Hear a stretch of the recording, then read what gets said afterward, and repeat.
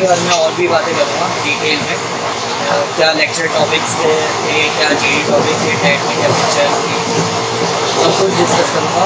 ग्वालियर पहुँच के तब तक आप मेरी जर्नी देखिए फ्रॉम ग्वालियर टू बेंगलुरु, और मैं क्या क्या डॉक्यूमेंट्स लेके आया था, ड्रेस कोड क्या क्या चाहिए था, और हम लोग बेंगलोर में कहाँ पे स्टे किए थे और कैसे हम लोग चीपली स्टे कर सकते हैं। चलो फिर मैं ग्वालियर पहुँचता हूँ और आप भी पहुँचिए, वहाँ से स्टार्ट करते हैं जर्नी।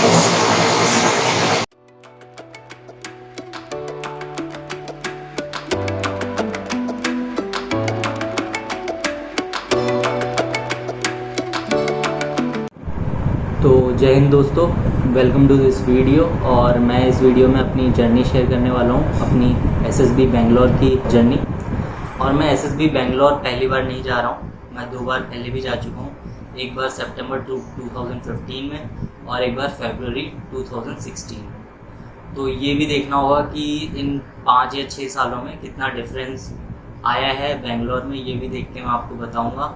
और क्या क्या डिफरेंट था इस बार पिछली बार के मुकाबले, ये भी बताऊंगा। और मैं जा रहा हूँ आईनेट एंट्री के लिए, इंडियन नेवी एंट्रेंस टेस्ट आईनेट, जो साल में 2 बार होता है। और पहले इसका एग्ज़ाम हुआ करता था, लेकिन कोविड की वजह से अब इसको परसेंटेज के बेसिस पे आपका कट ऑफ निकाला जाता है। उसके बाद कैंडिडेट्स को शॉर्टलिस्ट किया जाता है और फिर उनको कॉल लेटर भेजा जाता है फॉर एसएसबी। इसी के साथ मैं बताना चाहूँगा, आज है 19 तारीख और 2 दिन पहले ही एफकेट का रिज़ल्ट आया और उसमें मैं डबल सेंचुरी से बस 1 मार्क से रह गया हूँ। आप देख सकते हैं इस फोटो में मेरे रिज़ल्ट की। तो अगर आपको एफकेट के बारे में और ज़्यादा जानना है और कैसे प्रिपेयर करना है उसके लिए, तो मैं उसके लिए एक अलग से वीडियो बना सकता हूँ। अगर आपको चाहिए वीडियो, प्लीज़ कमेंट कीजिए नीचे फॉर एफकेट वीडियो। तो दोस्तों, अब हम लोग डिस्कस करने वाले हैं बहुत ही इम्पोर्टेंट पार्ट। इसमें मैं डिस्कस करने वाला हूँ आपसे डॉक्यूमेंट्स हमें क्या क्या चाहिए, क्योंकि रिसेंटली मैं एसएसबी इलाहाबाद से होके आया। वहाँ पे मैंने पहली बार बंदों को डॉक्यूमेंट आउट होते हुए देखा। वहाँ पे मेरे 4 बंदे डॉक्यूमेंट आउट हो गए, मतलब उन्हें स्क्रीनिंग टेस्ट भी नहीं देने दिया। और उसके बाद हम लोग बात करने वाले हैं ड्रेस कोड की, जो हमारे वेरियस टेस्ट होंगे उसमें हम लोगों को क्या क्या कपड़े लेके जाने हैं उसके लिए। उसी के बाद में बेंगलोर में हम लोगों को एक चीप स्टे कैसे मिल सकता है, लाइक होटल्स या लॉज हम लोग कैसे बुक कर सकते हैं, वो भी डिटेल शेयर करूँगा जो मैंने बुक कर चुका है। दोस्तों, अब हम लोग डिस्कस करने वाले हैं सबसे important part, that is documents. क्या क्या चाहिए हम लोगों को रिपोर्टिंग के टाइम पे। तो सबसे पहले आपका रिपोर्टिंग के टाइम पे जब हम लोगों को एसएसबी सेंटर के अंदर घुसना होता है, उसके लिए आपके पास एक एडमिट कार्ड होना चाहिए, कॉल लेटर होना चाहिए, एप्लीकेशन होनी चाहिए, और सबसे इम्पॉर्टेंट नेगेटिव RT-PCR कोविड-19 सर्टिफिकेट होना चाहिए। और मैं एक खुशखबरी देना चाहूँगा अपने दोस्तों को जो कि कोविड-19 सर्टिफिकेट बनवाने के चक्कर में बहुत परेशान होते हैं। अभी मेरे पास एक मेल आया था एसएसबी बेंगलोर की तरफ से, कोविड वैक्सीन के अगर आपके पास दोनों डोज लगे हुए हैं तो आपको कोविन प्लेटफॉर्म से दोनों सर्टिफिकेट्स की प्रिंट आउट लेना है। और अगर आपके पास दोनों सर्टिफिकेट हैं तो आपको कोविड-19 नेगेटिव RT-PCR टेस्ट नहीं करवाना है, ठीक है। तो ये सबसे सहूलियत हो जाएगी। और अगर आप रिज़ल्ट ना मोबाइल में लेके जा रहे हैं तो एक काम ज़रूर करिएगा, जो आपने रिज़ल्ट का प्रिंट आउट कराया है उसके साथ साथ सैम्पल कलेक्शन का भी प्रिंट आउट करा के ले जाएं, क्योंकि वो लोग सैम्पल कलेक्शन की डेट चेक करते हैं। तो let's start with other documents first. Original की 2 सेट ऑफ फोटोकॉपीज़ लेके जानी है। ओरिजिनल्स आपके डॉक्यूमेंट वेरिफिकेशन के बाद वापस कर दिए जाएंगे। तो सबसे पहले आपके पास, मैंने आपको बता ही दिया है, एडमिट कार्ड होना चाहिए जो कि आपने ऑनलाइन डाउनलोड कर लिया होगा। फिर एप्लीकेशन फॉर्म होना चाहिए जब आपने अप्लाई किया होगा वो वाला, और कॉल लेटर होना चाहिए। फिर उसके बाद आपके पास 10th की मार्कशीट होनी चाहिए, 12th की मार्कशीट होनी चाहिए। अलॉन्ग विद दैट आपके पास पासिंग आउट सर्टिफिकेट भी होना चाहिए। और ये सबसे इम्पोर्टेंट पार्ट होने वाला है, क्योंकि मैं डिस्कस करने वाला हूँ बीटेक फाइनल ईयर में, उनके लिए ज़्यादा क्रूशियल है, क्योंकि उन लोगों को डॉक्यूमेंट आउट होने का सबसे ज़्यादा डर रहता है। आपके पास, अगर आप फाइनल ईयर में हैं तो आपके पास या तो प्रोविजनल डिग्री होनी चाहिए, अगर आपका रिजल्ट डिक्लेयर नहीं हुआ है तो आपके पास बोनाफाइड सर्टिफिकेट होना चाहिए, CGPA 2 परसेंटेज कन्वर्जन सर्टिफिकेट होना चाहिए, और सारे सेमेस्टर्स की ओरिजिनल मार्कशीट होनी चाहिए और उसकी फ़ोटोकॉपी होनी चाहिए सेल्फ अटेस्टेड। और अगर आपके पास ओरिजिनल मार्कशीट नहीं है तो जो डिजिटल कॉपी है रिजल्ट्स की, उसको आपको कॉलेज से वेरीफाई करा के लेके जाना पड़ेगा।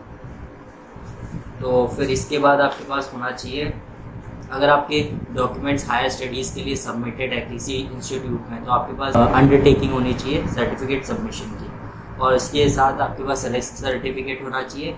और मैंने ज़्यादातर डॉक्यूमेंट्स कवर कर दिए, लेकिन मैं आपको बोलूँगा कि आप एक बार कॉल लेटर ज़रूर पढ़ लें जाने से पहले।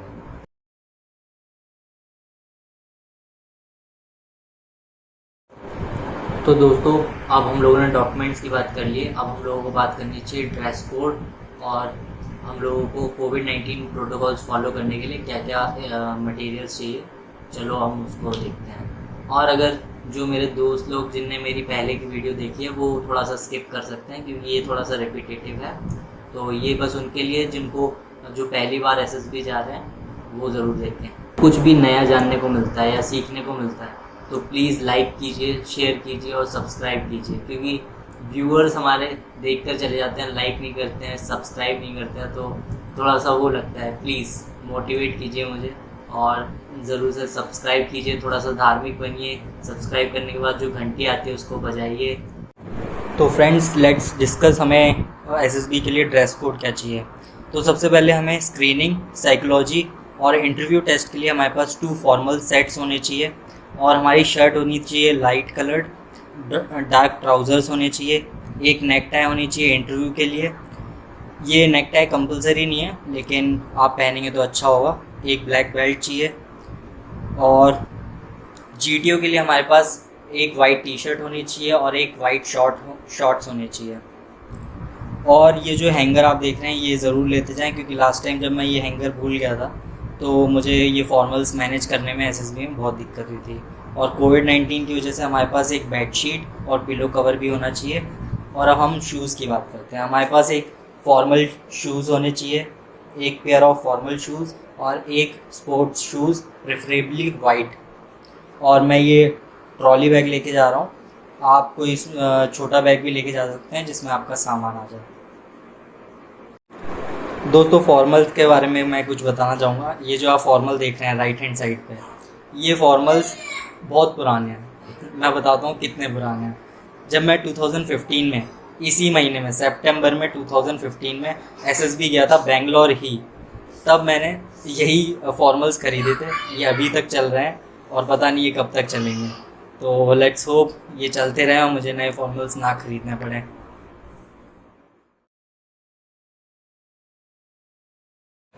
तो दोस्तों, हम लोगों को कोविड-19 प्रोटोकॉल्स फॉलो करने के लिए कुछ मटेरियल्स चाहिए होगा जो हमें लेके जाने हैं, तो उसके बारे में डिस्कस करते हैं। सबसे पहले हमारे पास फेस शील्ड होनी चाहिए।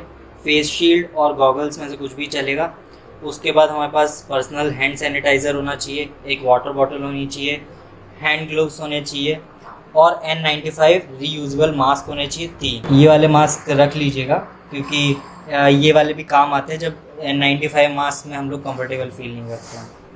और मैं बोलूँगा कि आप ये सारा मटेरियल ना घर से ही लेके जाएं, क्योंकि मैंने अभी तक जितना भी एक्सपीरियंस किया है वहाँ पे ये सारा मटेरियल 10 रुपये की चीज़ को 50 रुपये का बेच रहे हैं, तो आप घर से ही लेके आएंगे तो ज़्यादा बेटर है। दोस्तों, अभी बज रहे हैं 10 बजने में 5 मिनट है और मेरी ट्रेन है 11:45 पे। मेरा सारा सामान पैक हो चुका है।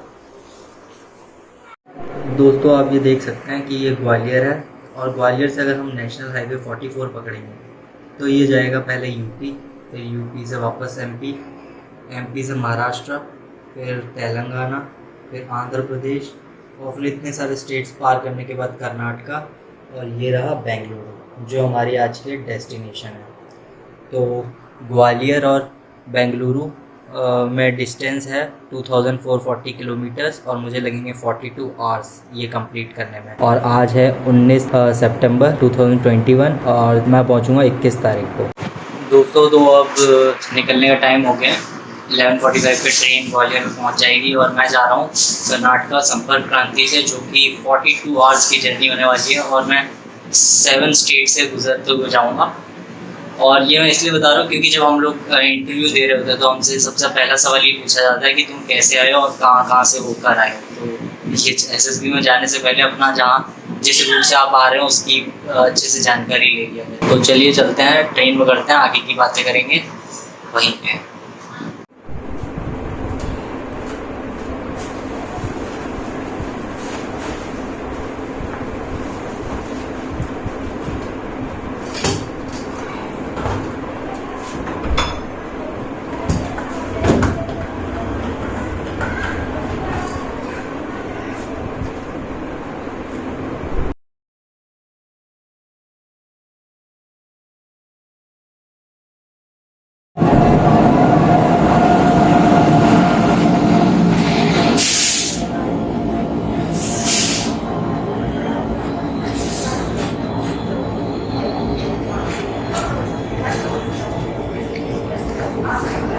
दोस्तों हमारी ट्रेन आ चुकी है और मेरा कोच है S3 और सीट है 71। एग्जैक्ट टाइम पे ट्रेन आई है। और अगर आपको आईनेट एंट्री और SSB के बारे में और जानना है तो आप मेरी भोपाल वाली SSB का वीडियो ज़रूर देखें। 13,000 व्यूज़ से ज़्यादा है उसमें, और उसमें मैंने बहुत ही डिटेल में SSB और आईनेट एंट्री के बारे में बताया। चलो ट्रेन बोर्ड करते हैं।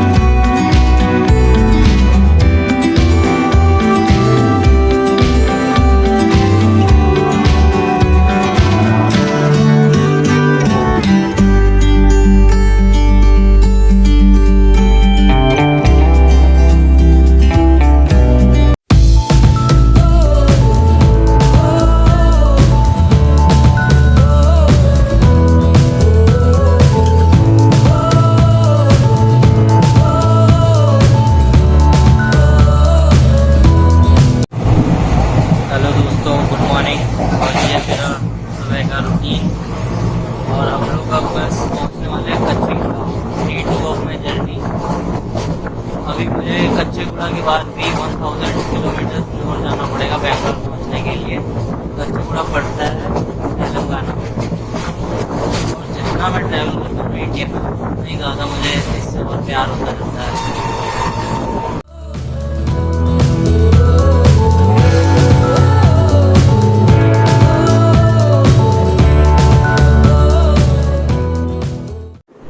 तो दोस्तों अभी मैं होटल में आ चुका हूँ और इस होटल का नाम है SSR लॉज। और मैं अभी इस होटल के बारे में हम और अच्छे से डिटेल में बात करेंगे। शुरू करते हैं। मैं स्टेशन पर पहुँचा था आज सुबह 4:15 पे। यशवंतपुर स्टेशन था। वहाँ पे मैंने सबसे पहले एक चीज़ देखी, वहाँ पे आपको ना डॉर्मेट्री मिल जाएगी और आपको रिटायरिंग रूम भी मिल जाएंगे। तो मैं आपको ये जो डॉर्मेट्री है आप ये देख सकते हैं, मैं वीडियो में देख सकते हैं डॉर्मेट्री के बारे में और रिटायरिंग रूम के बारे में। और जो चार्जेस हैं उसमें क्या था, अगर आप 24 घंटे के लिए डॉर्मेट्री लेते हैं तो आपको 150 रुपीज़ लगेगा 1 बेड का, और एक कैबिन जैसा आपको मिलेगा जो आपने वीडियो में देखा। और आपको अगर डबल बेड रूम चाहिए, रिटायरिंग रूम चाहिए, तो वो आपका 24 घंटे के लिए आपका लगेगा नॉन AC 450 रुपीज़। और 450 रुपीज़ में बस 2 ही बंदे एक रूम में रह। उसी के बाद एक और चीज़ मैं बताना चाहूँगा, अगर आप बेंगलोर में आ चुके हैं तो आपके मैं 250 रुपये बचवा सकता हूँ, क्योंकि जैसे ही आप स्टेशन के बाहर निकलेंगे ना आपको मार्शल्स मिलेंगे।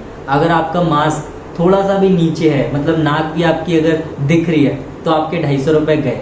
तो मैं यहाँ पे ये इसलिए बता रहा हूँ क्योंकि ना जब हम लोग स्टेशन से बाहर आ रहे थे नाश्ता करने, तो मेरे साथ एक और दोस्त था मेरा जो मुझे मिला था यहाँ पे, SSB के लिए आया था, प्रवीण नाम है उसका। तो वो अपनी RT-PCR की रिपोर्ट मंगा रहा था, तो उसने थोड़ा मास्क नीचे किया हुआ था और उसने फ़ोन पे बात कर रहा था, आवाज़ नहीं पहुँच रही थी ढंग से, तो उसने मार्शल ने जाके उसकी फ़ोटो ले ली। तो हम लोग सोच रहे कि यार ये हो क्या रहा है, फ़ोटो क्यों लिया। थोड़ी देर बाद पता चला उसने पहले मेरी भी फ़ोटो ली थी, लेकिन मेरा मास्क ऊपर था। मैंने सोचा यार ये फ़ोटो क्यों ले रहे हैं, स्वागत कर रहे हैं क्या बेंगलोर में आए हैं। तो भाई थोड़ी देर बाद वो बोलता कि टेल मी योर नंबर, उसको बोलता मेरे दोस्त को। तो वो बोलता कि अच्छा लिखो, नंबर ले लो, क्या नंबर का लेगा करोगे। फिर उसे पता चला ये तो वो मशीन है फाइन काटने वाली।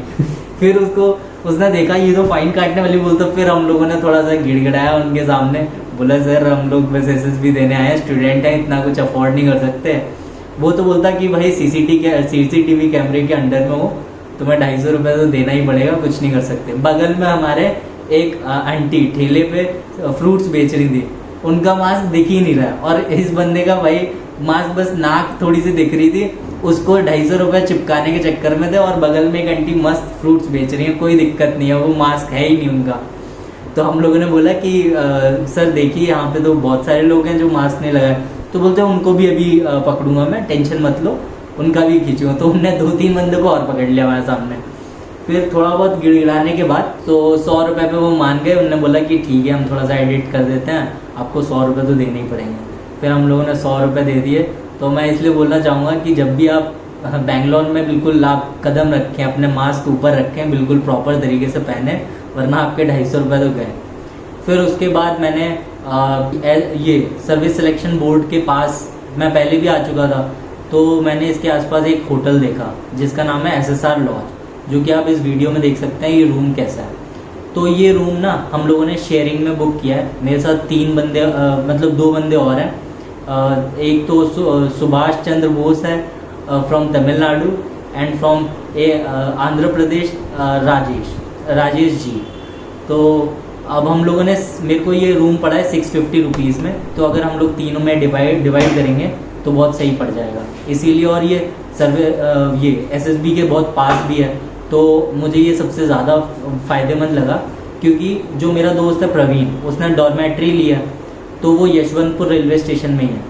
तो अगर आप 150 रुपये में डॉर्मेट्री लेना चाहते हो वो भी फ़ाइन है, लेकिन आपको सुबह सुबह मैनेज करना पड़ेगा, क्योंकि 5 to 6 kilometres Yeshwantpur railway station और SSB के बीच में डिस्टेंस। और हमारा यहाँ से, हमारे होटल से SSB सेंटर 2 to 3 किलोमीटर्स ज़्यादा से ज़्यादा हो। और अगर आपको और भी कुछ जानना हो तो आप कमेंट कर दीजिएगा, मैं आपकी हेल्प करने की कोशिश करूँगा। और अभी 21 तारीख को अभी 3 बज रहे हैं और कल हमारी SSB है, तो कल मिलते हैं।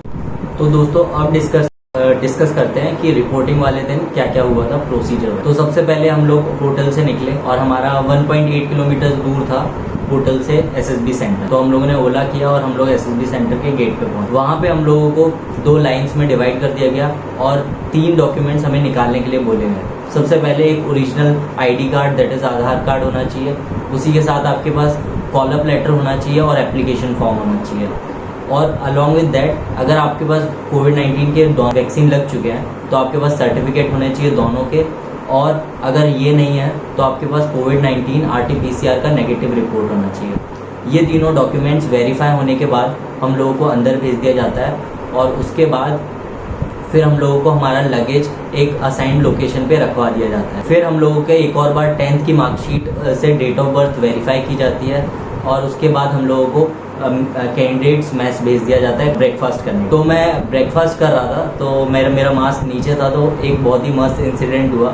मेरे पास एक बंदा आया, वो उसका नाम है दर्शन, तो वो तमिलनाडु से है। तो वो मेरे पास आके बोलता कि हे यू आर अ यूट्यूबर। तो मैंने बोला कि मेरे को लगा कि यार भाई ये क्या बोल रहा है, तो मुझे याद आया अच्छा ये मेरी वीडियो देख के आया हुआ। तो मैंने बोला हाँ भाई yes I am a YouTuber. तो वो बोलता अच्छा your video help me a lot. तो मेरे को बहुत अच्छा फील हुआ।